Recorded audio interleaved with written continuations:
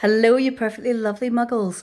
My name is Sarah and I'm reading from Harry Potter and the Philosopher's Stone by J.K. Rowling. This is the second part of chapter 16, Through the Trapdoor. Right, here's what we've got to do, he whispered urgently. One of us has got to keep an eye on Snape. Wait outside the staff room and follow him when he leaves it. Hermione, you'd better do that. Why me? It's obvious, said Ron. You can pretend to be waiting for Professor Flitwick, you know. He put on a high voice. Oh, Professor Flitwick, I'm so worried. I think I've got question 14B wrong. Oh, shut up, said Hermione. But she agreed to go and watch for Snape. And we had better stay outside the third floor corridor, Harry told Ron. Come on. But that part of the plan didn't work. No sooner had they reached the door separating Fluffy from the rest of the school than Professor McGonagall turned up again, and this time she lost her temper. I suppose you think you're harder to get past than a pack of enchantments, she stormed. Enough of this nonsense. If I hear you've come anywhere near here again, I will take another 50 points from Gryffindor. Yes, Weasley, from my own house. Harry and Ron went back to the common room. Harry had just said, at least Hermione's on Snape's tail, when the portrait of the fat lady swung open and Hermione came in. I'm sorry, Harry, she wailed. Snape came out and asked me what I was doing, so I said I was waiting for Flitwick, and Snape went to get him, and I've only just got away. I don't know where Snape went. Well, that's it then, isn't it? Harry said. The other two stared at him. He was pale and his eyes were glistening. I am going out of here tonight, and I'm going to try and get to the stone first. You're mad, said Ron. You can't, said Hermione. After what McGonagall and Snape have said, you'll be expelled. So what? Harry shouted. Don't you understand? If Snape gets hold of the stone, Voldemort's coming back. Haven't you heard what it was like when he was trying to take over? There won't be any Hogwarts to get expelled from.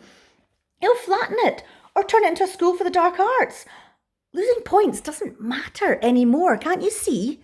Do you think that he will leave you and your families alone if Gryffindor win the House Cup?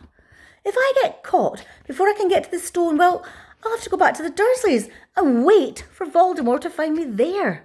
It's only dying a bit later than I would like to have done, because I'm never going over to the dark side. I am going through that trapdoor tonight, and nothing that you two say is going to stop me. Voldemort killed my parents, remember? He glared at them. You're right, Harry, said Hermione in a small voice. I will use the invisibility cloak, said Harry. It's just lucky I got it back. But will it cover all three of us? Said Ron. All three of us? Oh, come off it. You don't think we'd let you go alone? Of course not, said Hermione briskly. How do you think you'd get to the stone without us? I'd better go and look through my books. There might be something useful. But if we get caught, you two will be expelled too. Not if I can help it, said Hermione grimly. Flitwick told me in secret that I got 112% in his exam. They're not throwing me out any time after that. After dinner, the three of them sat nervously apart in the common room. Nobody bothered them. None of the Gryffindors had anything to say to Harry anymore. And this was the first night that he hadn't been upset by it. Hermione was skimming through all her notes, hoping to come across one of the enchantments that they were about to try. Harry and Ron didn't talk much. Both of them were thinking about what they were about to do. Slowly the room emptied as people drifted off to bed. Better get the cloak, Ron muttered, as Lee Jordan finally left, stretching and yawning. Harry ran upstairs to the dark dormitory. He pulled out the cloak and then his eyes fell on the flute that Hagrid had given him for Christmas. He pocketed it to use on Fluffy because he didn't feel much like singing. He ran back to the common room. We'd better put the cloak on here and make sure that it covers all three of us. If Filch spots one of our feet wandering along on their own... What are you doing here? Said a voice from the corner of the room. Neville appeared from behind an armchair, clutching Trevor the Toad, who looked as though he'd been making another bid for freedom. Nothing, Neville, nothing, said Harry hurriedly, putting the cloak behind his back. Neville stared at their guilty faces. You're going out again, he said. No, said Hermione. No, we are not. Why don't you go to bed, Neville? Harry looked at the grandfather clock by the door. They couldn't afford to waste any more time. Snape might even now be playing Fluffy to sleep. You can't go out, said Neville. You'll be caught again. Gryffindor will be in even more trouble. You don't understand, said Harry. This is important. But Neville was clearly steeling himself to do something desperate. I won't let you do it, he said, hurrying to stand in front of the portrait hole. I'll fight you. Neville, Ron exploded. Get away from that hole and don't be an idiot. Don't you call me an idiot, said Neville. I don't think you should be breaking any more rules, and you were the ones who told me to stand up to people. Yes, but not to us, said Ron in exasperation. Neville, you don't know what you're doing.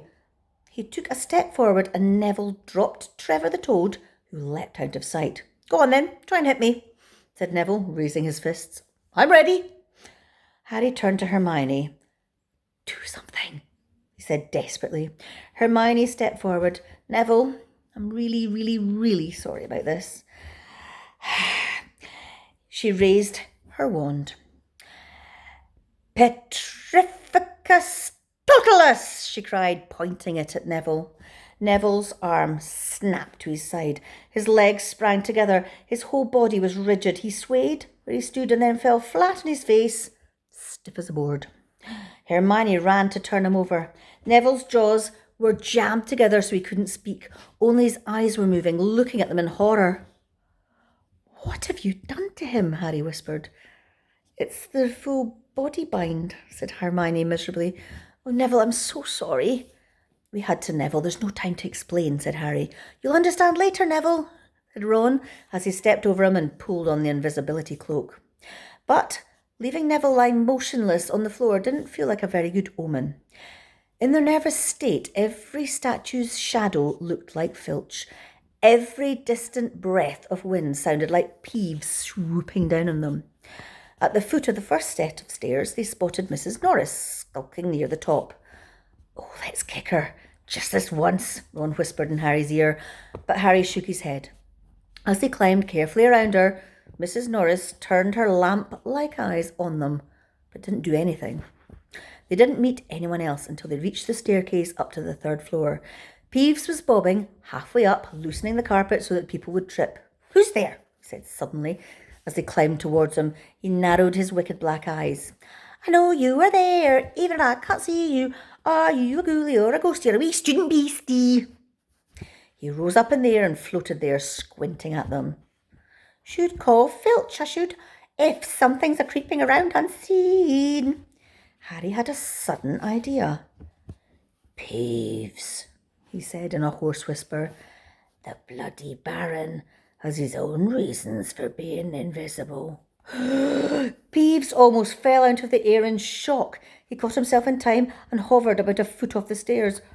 Oh, I'm so sorry, your bloodiness, Mr. Baron, sir, he said greasily. My mistake. I didn't see you, of course I didn't. You're invisible. Forgive old Peeves' little joke, sir.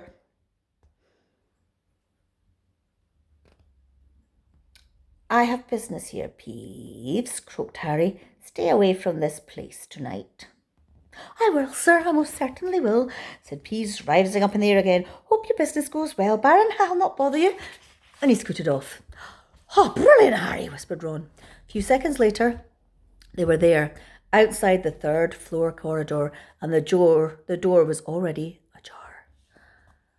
Well, there you are, Harry said quietly. Snape's already got past Fluffy. Seeing the open door somehow seemed to impress upon all three of them what was facing them. Underneath the cloak, Harry turned to the other two. If you want to go back, I won't blame you, he said. You can take the cloak. I won't need it now. Oh, don't be stupid, said Ron. We're coming, said Hermione. Harry pushed the door open. As the door creaked, low, rumbling growls met their ears.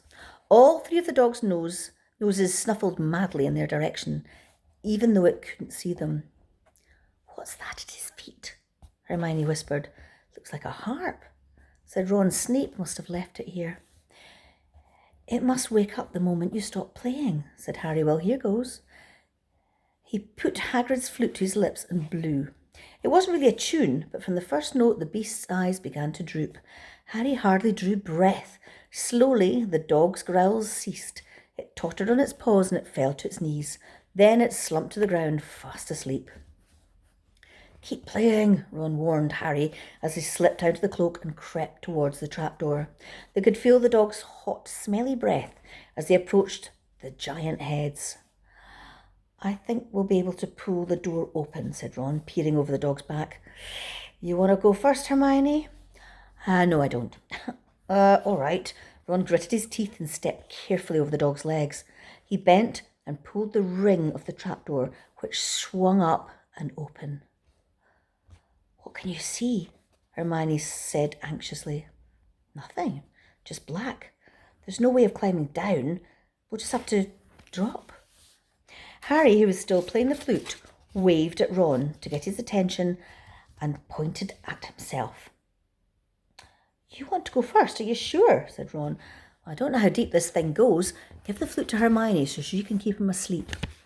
Harry handed the flute over, and in the few seconds' silence, the dog growled and twitched. But the moment Hermione began to play, it fell back into a deep sleep. Harry climbed over it and looked down through the trapdoor. There was no sign of the bottom. He lowered himself through the hole until he was hanging on by his fingertips. Then he looked up at Ron and said, If anything happens to me, don't follow. Go straight to the owlery and send Hedwig to Dumbledore, right? Right, said Ron. See you in a minute, I hope.